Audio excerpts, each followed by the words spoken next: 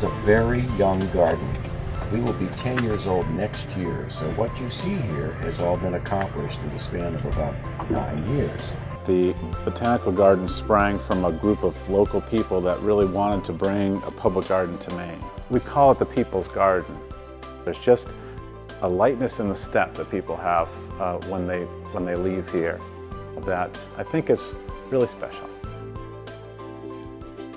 The horticulture department is made up of people who love plants, and we are out there every day, no matter the weather, getting the gardens ready in the spring. We are planting, we are maintaining the plants throughout. We are trying to incorporate new plants that come onto the market as well as using our natives. We also have a theme every year, so when we do our annual plantings, we try to incorporate plants that work with that theme, and that connects us to our education department. Really being able to try to use some unique plants as well. These are things that we'll continue to expand upon as we grow. As we've grown, we've brought in all of these new people with that same excitement and drive to make the botanical gardens into something that is worthy of sharing with the rest of the world. And I think you feel it when you come here, whether it's your first time or your 100th visit. You see it when you're in the cafe, you see it on the grounds. You feel that same excitement and passion for plants and for the community. That's the kitchen garden. Oh, I was just telling everybody, that's called a lulo fruit. It's one of our rare and unusual plants.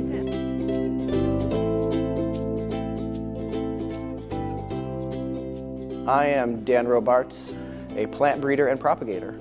I order and I produce basically all the finished plants that we grow on site to go into the gardens. A lot of the horticulture focus has been really directed at garden maintenance and installation, and the research aspect has not really been fully realized.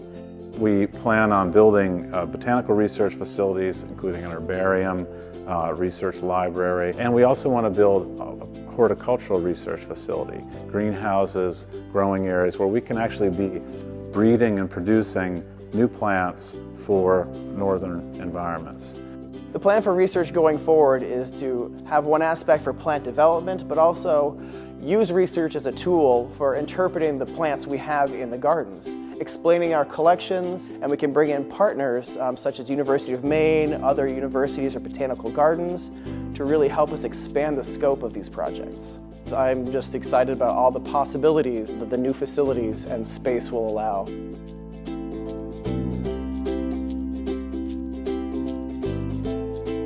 Being able to really witness people learning about plants and gardening every day is one of the great joys of my work.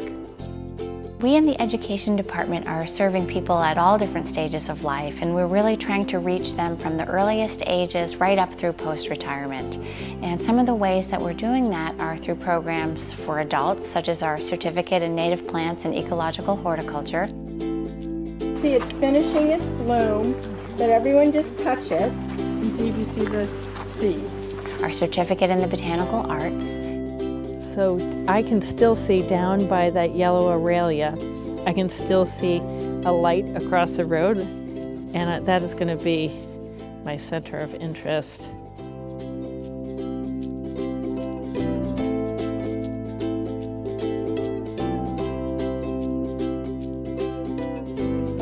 We also have a thriving program in therapeutic horticulture. And for the young ones, we have programs such as our Cultivating Curiosity field trip. Use your sense of smell. Ooh, it smells like lavender, like she said.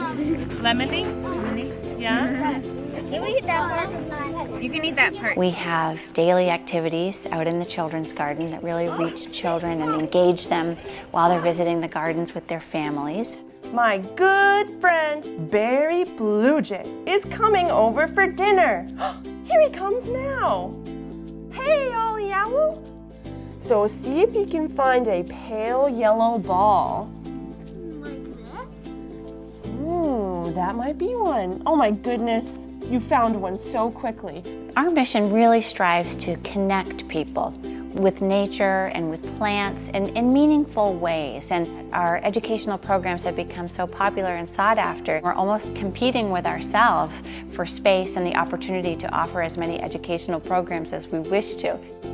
We're really hoping to expand not only into our shoulder seasons, the spring and fall season, but to be able to offer educational programming all year round. And through the building of a conservatory and a youth learning center, we'll be able to host students all year round. It's about having a place for people. This is the people's garden, and people are what make it. We need extra bigs. So if you're a person who wants to be a part of it, it's a very big project, and it takes a lot of different tools to get it done. So if a person has any interest in being here and helping this place to grow, just join the toolbox. We're gonna need you. Down there? Yeah. Oh, that's fun to watch. You're at rated eye level as the apples get crushed. We have so many great plans over the next 10, 15 years, so many opportunities to help really grow us from the organization we are now to the organization we will be. We're just getting started.